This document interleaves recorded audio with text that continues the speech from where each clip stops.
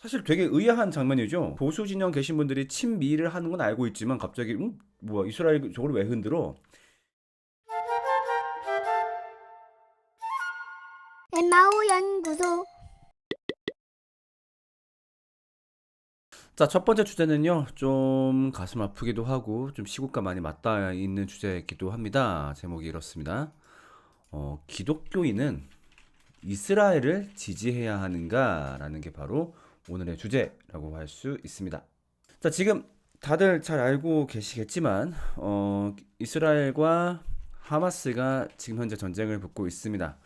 그런 상황에서 이스라엘 이거 성경과 가까운 나라 교회에서 많이 들어봤는데 그러니까 이스라엘을 지지해야 되지 않나? 무조건 여기가 선이고 여기가 악이지 않나? 라고 생각하는 분들이 설마 있겠어요? 라고 하지만 간혹가다 있는 경우를 종종 보게 돼요. 그러니까 어떤 경우에 그러냐면요. 일단 첫 번째로 약간 좀 무지성 지지를 하시는 분들이 간혹 있어요. 그러니까 예를 들면 여러분 옛날에 그런 거 아시죠? 그 태극기 집회를 할 때 이제 요런 거 보인단 말이죠. 태극기랑 성족이랑 갑자기 뜬금없이 이스라엘 국기를 들고 와서 휘두르시는 분들이 막 계셔요. 약간 이제 이런 식으로. 그래서 사실 되게 의아한 장면이죠. 그러니까 보통 이제 보수 진영 계신 분들이 친미를 하는 건 알고 있지만 갑자기 뭐야 이스라엘 저걸 왜 흔들어? 근데 이분들 중에서 보면 대부분 정말 이스라엘이란 어떤 나라나 혹은 그 나라에 대한 성경적 이해가 있다라기보다 약간 좀 죄송하지만 그분들께 미안한 말이지만 무지성 지지를 하시는 분들이 많아요. 그냥 이제 뭐 교회에서 많이 들었던 국가 이름이고 뭐 이스라엘 하나님의 택한 민족 그러니까 이스라엘 우리 편 하시는 분들이 실제 있기도 하고 그 다음에 어떤 경우도 많이 있냐면은 구약에 대한 해석 때문에 실제로 이스라엘을 지지하시는 분들도 있죠. 왜 구약과 관련이 있냐? 왜냐면은 사실 구약에서 실제로 이스라엘이 회복될 것이다. 이스라엘이 회복된다라는 구절들이 있기 때문에 현재 이스라엘이 벌이는 정복 전쟁은 하나님 나라의 실현 회복이기 때문에 기대해야 한다. 혹은 뭐 지지해야 한다. 이런 식의 스탠스를 갖고 계신 분들이 있어요. 그러니까 이거는 어떤 일부 그런 어떤 보수 기독교 측이라든가 특히 대표적으로 구원파가 이런 주장들을 많이 하죠. 구원파가 좀 구약의 텍스트들을 굉장히 단순하게 바라볼 때가 많아요. 그래서 이스라엘이 회복된다. 그러니까 오늘날 1948년에 이스라엘이 재건국됐네. 야 역시 하나님은 정말 대단해. 진짜 어쩜 그렇게 딱딱 맞아 떨어지냐. 대표적으로 박진영 씨가 이제 이런 주장을 많이 했어요. 박진영 씨 그 복음 세미나 보면은 하나님이 신기한 분이시다라고 얘기를 할 때 이걸 많이 얘기를 해요. 정말 그 옛날에 이스라엘 회복을 예언하셔가지고 실제로 1948년에 이스라엘이 회복되고 막 이런 말씀한단 말이죠. 결과적으로 구약에 대한 어떤 잘못된 관점 때문에 이스라엘을 지지하시는 분들이 있는데 그래서 뭐 1번에 대해서는 제가 얘기할 게 없는 것 같고 이제 2번을 갖고 좀 얘기하려고 해요. 그건 구약에 대한 해석 때문에 이스라엘의 회복을 지지하는 것이 맞지 않나요? 라고 말씀하시는 분들을 위해서 오늘 좀 얘기를 해보려고 합니다. 실제로 성경에 보면은 이스라엘이 회복된다라는 것과 관련된 어떤 텍스트들이 많이 있죠. 자, 예를 들면은 이사야 60장 4절에서 8절 한번 같이 볼게요. 이사야 60장 4절에서 8절 말씀인데 어, 무리가 다 모여 내게로 오느니라 내 아들은 먼 곳에서 오겠고 내 딸은 안기어 올 것이라. 그 다음에 바다의 부가 내게로 돌아오며 이방 나라들의 재물이 내게로 오미라. 그 다음에 뭐 딴 나라 사람들도 뭐 어떤 다른 나라에서 막 이런 건 저런 거 다 가지고 와서 여호와의 찬송을 전파할 것이고 그 다음에 내 영광의 집을 영화롭게 하리라. 그 다음에 마지막에 저 구름같이 비둘기같이 그 보금자리로 날아가는 것 같이 날아오는 자들이 누구냐. 실제로 요거는 그 구원파에서 어떻게 해석을 하냐면은 요걸 가지고 날아온다 그 말이야. 날아온다. 그 옛날 그 시대 때 비행기로 날아오는 거를 예언했다. 이건 정말 하나님이 놀랍다는 거다. 하나님이 이렇게나 이스라엘의 회복을 그 옛날에 정확하게 예언하셨고 때문에 이스라엘의 회복은 성경에서 예언한 사건이 맞다라는 식으로 이야기를 하시는 경우가 많이 있죠. 자, 그 다음에 다른 것도 한번 같이 볼게요. 아모스 9장 14절에서 15절 말씀입니다. 아모스 9장. 자, 보겠습니다. 내가 사로잡힌 내 백성 이스라엘을 데려오겠다. 그들이 허물어진 성읍들을 다시 세워 그 안에 살면서 뭐 과일을 먹을 것이고 그 다음에 내가 그들에게 준 이 땅에서 다시는 뿌리가 뽑히지 않게 하겠다. 이런 구절들이 있죠. 그러니까 이걸 봐서 하나님은 분명히 이스라엘의 회복을 말씀하신 거 아니냐라고 얘기할 수 있겠죠. 자, 그런데 일단 이 구절들은 보면요. 대부분 어떤 구절들이 많냐면 첫 번째로는 이스라엘이 포로에서 회복되는, 그러니까 1차적으로는 요거를 의미하는 경우가 많아요. 그러니까 실제로 이스라엘이 포로 생활을 하게 되죠. 그러니까 처음에 이제 BC 1222년에 그 북이스라엘이 먼저 멸망을 하게 됩니다. 아수르에게 멸망을 하게 되죠. 아수르에게. 그 다음에 기원전 586년에 남유다가 그 다음 멸망을 하게 됩니다. 그때는 이제 바벨론에게 페르시아에게 페르시아에서 포로 생활도 하니까 이렇게 얘기할게요. 그냥 페르시아에게 멸망을 하면서 이제 여기서 이렇게 두 나라에서 서로 포로 생활을 하게 되죠. 그 다음에 이 포로 생활 이전에 이제 선지자들이 예언을 하죠. 나중에 너희가 포로기에서 다시 회복될 거야. 다시 이 땅으로 돌아올 거야. 실제로 이 예언들은 성취가 됩니다. 나중에 귀환을 하게 되죠. 네, 스룹바벨이라든가 이제 그런 선지자들을 통해서 귀환을 하게 되기 때문에 일차적으로는 그 포로기에서 회복이 된다라는 게 있고요. 그 다음에 또 어떤 게 있냐면은 이것은 하나님 나라의 온전한 회복을 의미하는 경우가 많습니다. 그러니까 실제 이스라엘이라는 국가, 이스라엘이라는 그 민족의 회복이 아니라 하나님 나라의 온전한 회복을 의미하는 텍스트들인데 여기에 대한 이해가 좀 있으려면은 구약에 대한 설명을 조금 해야 되거든요. 이 설명을 조금 하고 갈게요. 자, 우리가 구약과 이스라엘이라는 민족에 대해서 조금은 이해를 할 필요가 있어요. 자, 일단은 구약이라는 책부터 한번 이해를 해봅시다. 여러분, 구약이라는 책이 어떤 책일까요? 네, 바빌론 포로 생활 맞는데 1차적으로는 바벨론에게 이제 먹힌 다음에 그 다음에 이제 그 바벨론이 또 페르시아한테 먹히잖아요. 그래가지고 바벨론, 페르시아 둘 다 쓰기 귀찮아가지고 그냥 제가 페르시아라고 했어요. 아무튼 구약이라는 책은 어떤 책이냐면요. 기본적으로 구약은 우리한테 뭘 보여주고 싶냐? 인간이 이렇게 답이 없다. 이걸 보여주는 책이 구약이에요. 그러니까 구약은 처음에 인간이 하나님과의 관계를 깹니다. 그 선악과를 통해서 하나님과의 관계를 깨고 말죠.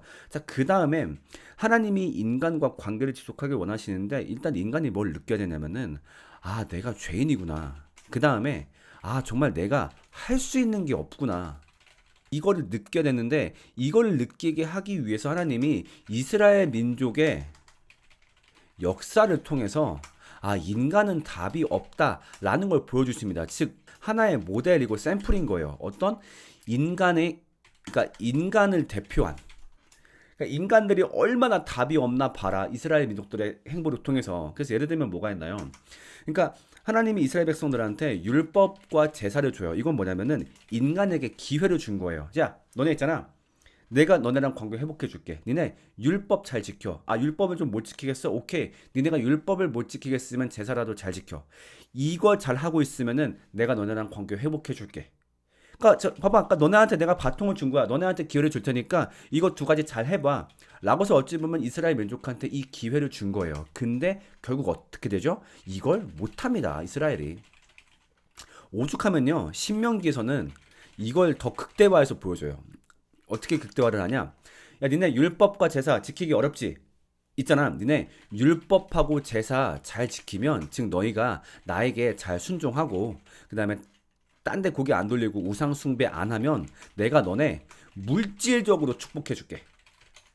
아예 이걸 신명기에서 약속을 해요. 그래서 이 신명기 약속을 이스라엘 역사 내내 보여주세요. 그래가지고 정말로 율법과 제사 잘 지키면 실제로 나라가 부강해지고 잘 먹고 잘 살아요. 진짜 실제로. 그 다음에 율법 제사 제대로 안 하면 진짜로 나라가 작살남. 이 정도로 되면은 우리가 성경의 독자들이 뭘 기대하게 되냐면은 이 정도면 이스라엘 백성들 똑바로 살겠지. 그치.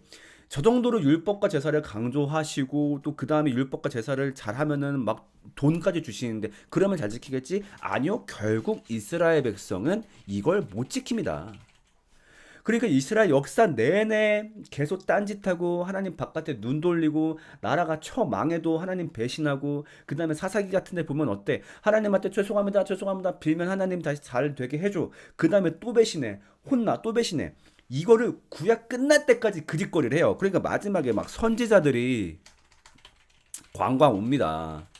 얘들아 제발 좀 돌아와라 라고 해도 돌아오지 않아요. 그냥 이러고서 그냥 구약이라는 책이 끝나버려요. 그러니까 이 구약의 책을 뭘 말하고 싶냐면은 이거 봐라. 이만큼 인간에게는 답이 없다.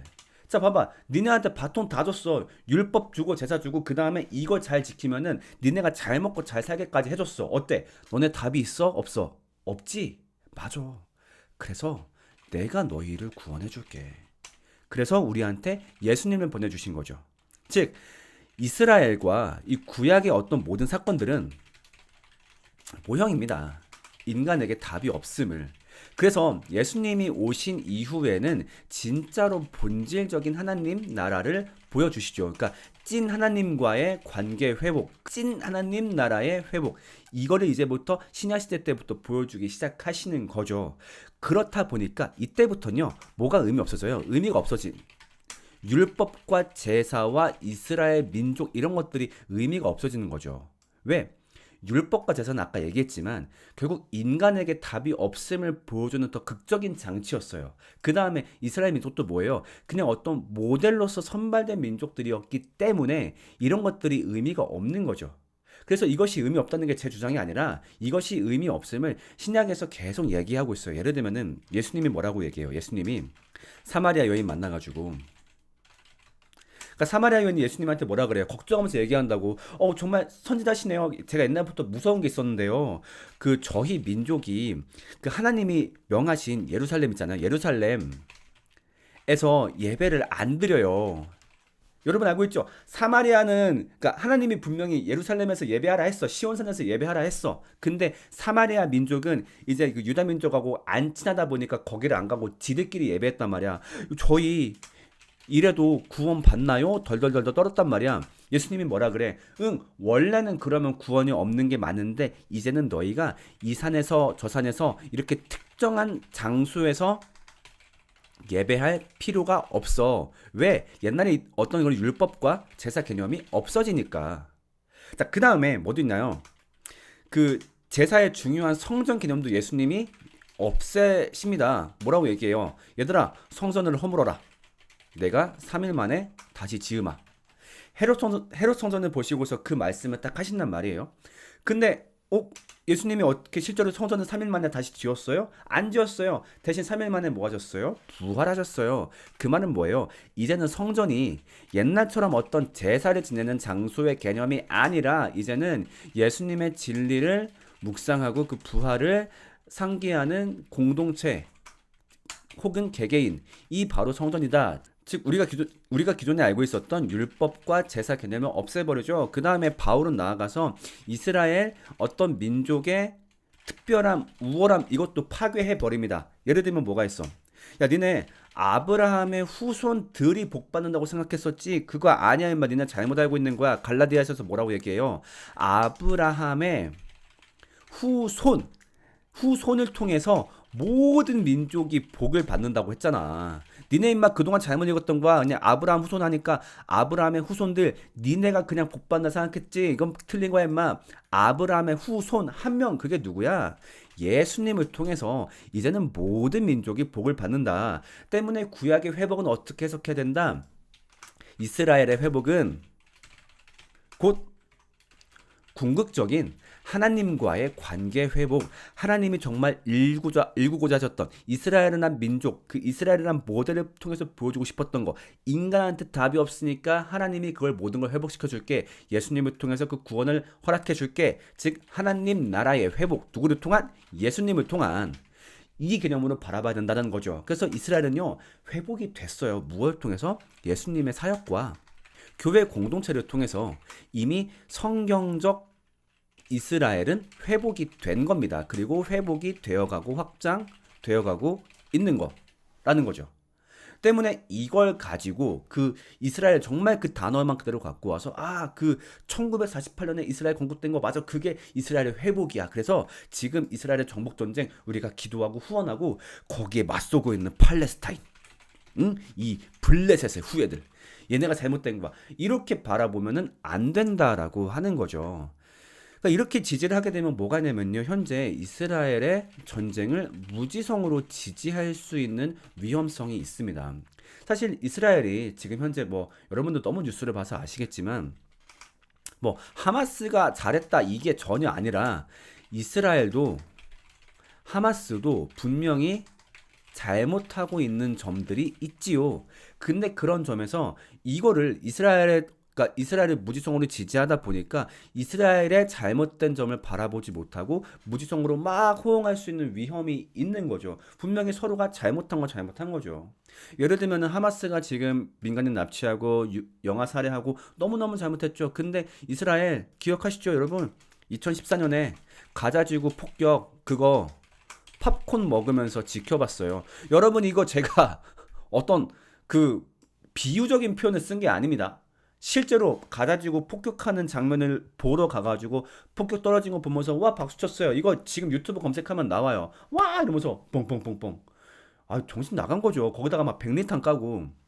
그러니까 이거는 분명히 양측이 모두 비판받아야 될 일인데 이스라엘은 하나님의 택한 민족이야 그러면서 한쪽을 무지성으로 지지할 수 있다. 그 다음에 또 무슨 위험이 있냐면 자꾸 이거 하고 싶어 하는 분들이 있어.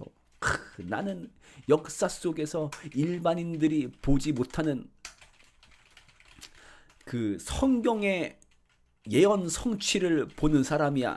약간 이런 뽕에 젖은 사람이 있어요. 그래가지고 지금 지금 이스라엘 하마스 전쟁은 성경에서 원래 예언된 것이고 이것이 뭐 환란의 징조고 뭐 어쩌고 저쩌고 저쩌고 저쩌고. 전쟁은 늘 있어 왔습니다. 맨날 무슨 뭐 종말의 징조다 뭐가 징조다. 죄송하지만 당신이 하나님의 계획을 꿰뚫어 볼 정도로 그렇게 특별하지 않습니다. 그리고 그것은 나도 마찬가지고요. 나도 마찬가지고 그러니까 그거 보면서 나는 하나님의 계획을 알고 있어. 그리고 솔직히 그렇게 얘기해 봅시다. 하나님의 계획을 알았다고 치자고요. 그래서 뭐 예를 들면은 지금 하고 있는 이스라엘 하마스 전쟁이 뭐 종말의 어떤 징조야. 그럼 뭐 어쨌든 우리가 할 일은 그대로임. 우리는 뭐 늘 하나님 잘 믿으면서 새 계명 지키고 잘 살아가고 뭐 어차피 우리가 할 일은 그대로인데 자꾸 이걸 보면서 이상한 영적 우월감을 가지려는 인간들이 있어요. 그래서 그걸 통해서 자꾸 좀 입으로 범죄한다든가 다른 사람들 되게 한심하게 바라본다든가 쓸데없는 짓 하지 말고 그냥 우리는 우리의 마땅히 할 일을 고민하면 됩니다. 우리 할 일이 뭔데? 맨날 우리한테 맡겨진 거 세 계명 있잖아. 하나님 사랑 기억하면서 이웃 사랑하기. 어떻게 하면은 그 고통받는 사람들의 수를 줄일 수 있을까? 뭐 이게 뭐 우리 같은 뭐 쩌리 개인들이 할 수 있는 일이 없다라고 하더라도 여기에 대해서 계속 고민하고 생각하고 뭐 그런 것들을 해 나가면 되겠죠. 그러니까 이것들이 우리가 할 일인 거지. 그걸 보면서 뭐 성경에 어떤 이스라엘을 맞춰가지고 저건 하나님의 예언 성취야 이런 말 할 필요도 없는 거고 그 전쟁을 보면서 뭐 예언적으로 뭐가 어쩌고 맞아떨어지고 이런 궁예질을 할 필요도 없다. 그냥 우리는 우리 할 일만 잘하면 된다라고 생각합니다.